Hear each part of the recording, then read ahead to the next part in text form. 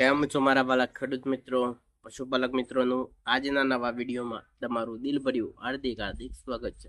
ખેડૂત મિત્રો અને પશુપાલક મિત્રો, ચેનલ ઉપર તમે પહેલી વાર વિઝિટ કરી રહ્યા છો તો બે હાથ જોડીને નમ્ર વિનંતી છે કે તમે ચેનલને સબસ્ક્રાઇબ કરો, વિડીયોને એક લાઇકનું બટન છે એ દબાવવાનું ના ભૂલતા. તો મિત્રો, આજના વિડીયોની અંદર વાત કરવાના છે ઘણા જેવા પશુપાલકોના આવા પ્રશ્નો છે તે આપણને જોવા મળતા હોય છે તો તેમની ગાય હોય અથવા ભેંસ હોય, તેમના દૂધના તે ફેટ વધારવા માંગતા હોય છે. હવે તે ડેરીની અંદર દૂધ તો આપે છે, અથવા મિત્રો તાજું પશુ વિયાયેલું છે તેના ફેટ તમે પણ વધારવા માંગો છો, તો આ વિડીયોની તમે સ્ટાર્ટિંગથી લઈ એન્ડ સુધી તમે પૂરો જોઈ લેશો. તો આજના વિડીયોની અંદર તમને સ્ટેપ બાય માહિતી પણ આપવાનો છું.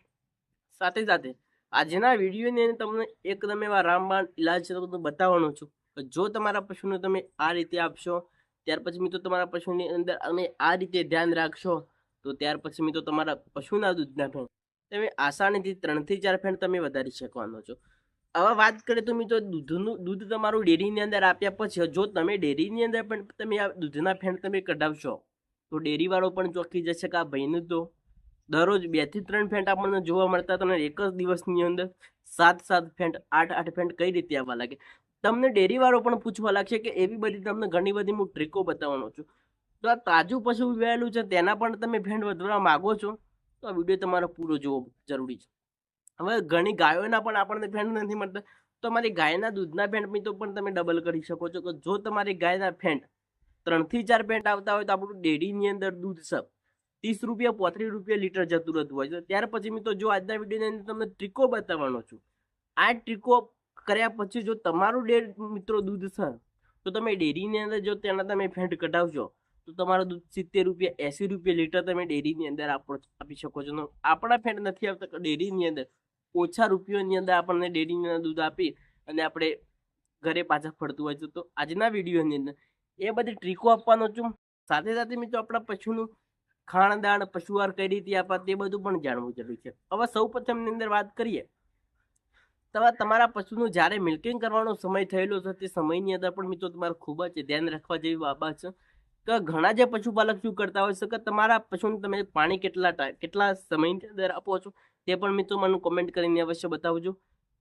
કે જ્યારે મિત્રો તમારા પશુનું તમારે મિલ્કિંગ કરવાનો સમય થઈ ગયો છે તે સમયની અંદર ઘણા જે પશુપાલક શું કરતા હોય છે, અથવા મિત્રો વાડીએ પશુ બાંધતા હોય અથવા ઘરે બાંધતા હોય, તો મિત્રો જ્યારે તેમના પશુનું મિલ્કિંગ કરવાનું હોય છે તેના અડધો કલાક 1 કલાક પહેલા તે પાણી આપી દેતા હોય છે. આવી ભૂલ તમારે ક્યારેય પણ નથી કરવાની.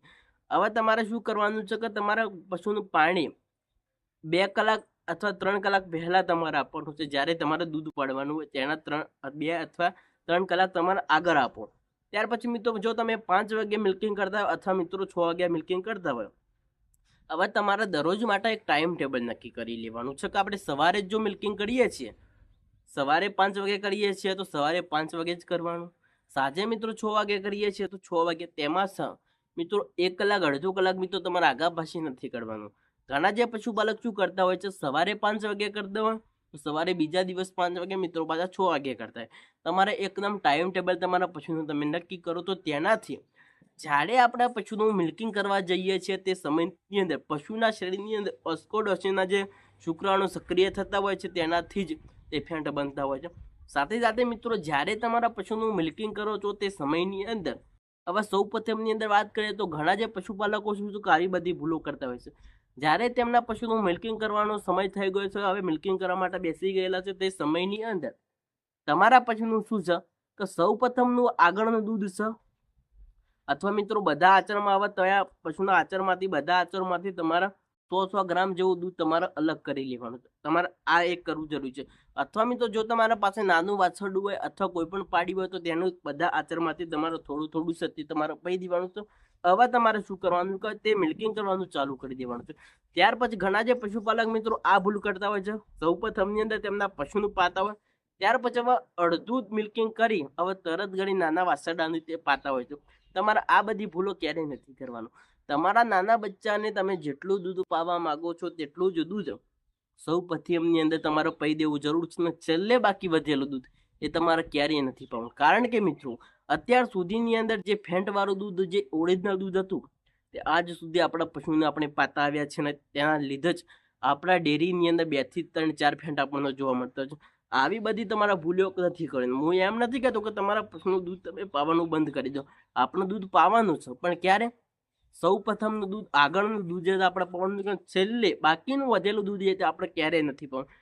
તે બધું જ દૂધ જો મિત્રો તમે મિલ્કિંગ કરી અને ડેરીની અંદર જો તેના તમે ફેન્ટ ઘટાડશો તો સાથે સાથે મિત્રો તમને 2 થી 3 ફેન્ટનો તમે આસાનીથી તમે વધારો કરી શકો છો.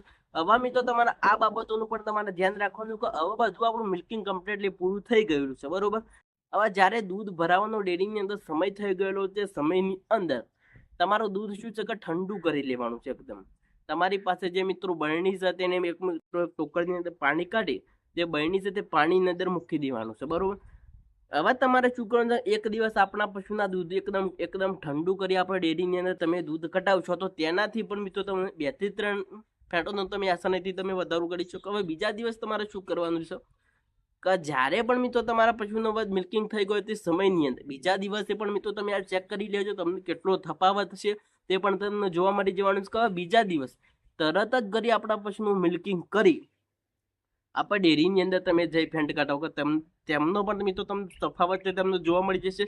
કે અત્યાર સુધીની અંદર આપણે ગરમ દૂધના ફેન્ટ કઢાયા તે આપણને વધુ જોવા મળતા હતા કે અત્યાર સુધીની અંદર આપણે ઠંડુ દૂધ પાડ્યા પછી આપણે ડેરીની અંદર દૂધ આપ્યું કે ત્યાર પછી કે આપણને કેટલા ફેન્ટ જોવા મળે છે એ બધા તમને તફાવતો પણ જોવા મળશે. આવા મિત્રો ત્યાર પછી મિત્રો તમારા આ બાબતોનું પણ તમારે ધ્યાન રાખવાનું છે કે આપણા પશુના દૂધના ફેન્ટ વધારવા માટે મિત્રો આપણે પશુને ચારો છે તે પણ મિત્રો આ રીતે તમારે આપવો જરૂરી છે. હવે સૌ પ્રથમની અંદર વાત કરીએ તો તમારા પશુનું શું છે કે 50% જો તમારા પશુને તમે લીલો ચારો આપો છો તો 50% મિત્રો તમારા સૂકો ચારો આપવાનો છે. ત્યાર પછી હવે મિત્રો તમારા પશુ 2 થી 3 4 લીટર દૂધ આપે છે તે પશુનું 250 થી મિત્રો 1.5 કિલોથી મિત્રો 2 કિલો જેવો મિત્રો તમારા પશુઆહાર આપવાનું ચાલુ કરી એટલે કે કપાસિયા ખોળ છે, ત્યાર પછી મિત્રો સરસોનો ખોળ છે, ત્યાર પછી મિત્રો તમારા પશુને જે ખાણાદાણ આપો છો જે પશુઆહાર આપો છો તેની અંદર આપણા મિત્રો 50 ગ્રામ 100 ગ્રામ મિત્રો સરસોનું તેલ આપીને ચાલુ કરી દેશો તો તેનાથી પણ મિત્રો તમારા પશુના દૂધના ફેન્ટ તમે આસાનીથી વધારી શકો છો. હવે જ્યારે પણ મિત્રો તમારા પશુનું ફેન્ટ વધારવા માંગો છો કોઈ પણ પશુના તાજું વિયાલ પશુના ફેન્ટ તમે વધારશો તો ચાલશે. આનો પ્રયોગ તમે કરી શકો છો કે જ્યારે તમારું પશુ ગાભણ છે 2 મહિના થયા છે 3 મહિના થયા છે તે પશુને મિત્રો તમારે ક્યારે પણ મિત્રો સરસોનું તેલ નથી આપવાનું, બરોબર. તાજું પશુ વિયાલો છે તેને તમે સરસોનું તેલ આપશો તો ચાલશે. કારણ કે મિત્રો આપણું પશુ ગાભણ છે 1.5 મહિનો થયો છે 2.5 મહિના થયા છે 3 મહિના થયા છે તે પશુને આપણે સરસોનું તેલ ક્યારેય પણ નથી આપવાનું. હવે તમારા પશુનું જો તમે ફેન્ટ વધારવા માંગો છો ગાય અથવા ભેંસને તો તેના શું છે કે તમે કપાસિયા ખોળ આપવાનું ચાલુ કરી દેજો, સરસોનો ખોળ તમે આપવાનું ચાલુ કરી દેશો તો તેનાથી પણ મિત્રો તમારા પશુના દૂધના ફેન્ટ તમે આસાનીથી એક બે ફેન્ટનો તમે આસાનીથી તમે વધારી શકો છો. ત્યાર પછી મિત્રો વાત કરીએ તો જ્યારે પણ તમારા પશુનું તમે મિલ્કિંગ કરી રહ્યા છો તે સમયની અંદર પણ તમે ખૂબ ધ્યાન રાખશો આ બાબતોનું તો તેનાથી પણ મિત્રો 2 થી 2 ફેન્ટનો તમે આસાનીથી તમે વધારો કરી શકવાનો છો. હવે જ્યારે પણ મિત્રો તમારા પશુનું તમે મિલ્કિંગ ચાલુ કર્યું તે સમયની અંદર તમારા પશુનું શું છે શાંત રાખવું જરૂરી છે. ઘણા જે પશુપાલકોના આવા પ્રશ્નો છે તે આપણને ઓલરેડી જોવા મળતા હોય કે તેમનું પશુ વારે ઘડીએ મિત્રો પગ ઊંચા નીચે કરતું હોય છે તો તેનાથી પણ મિત્રો તેમના ફેન્ટની અંદર તેમને નફો ખોટ છે તે જોવા મળતું હોય છે. કે તમારું પશુ એકદમ શાંત રહેવું જોઈએ. જો તમારું પશુ વારે ઘડીએ પણ મિત્રો પગ ઊંચા નીચે કરે છે તો તેનાથી પણ મિત્રો 1 થી 2 ફેન્ટનો આપણને ઘટાડો આવી શકે છે.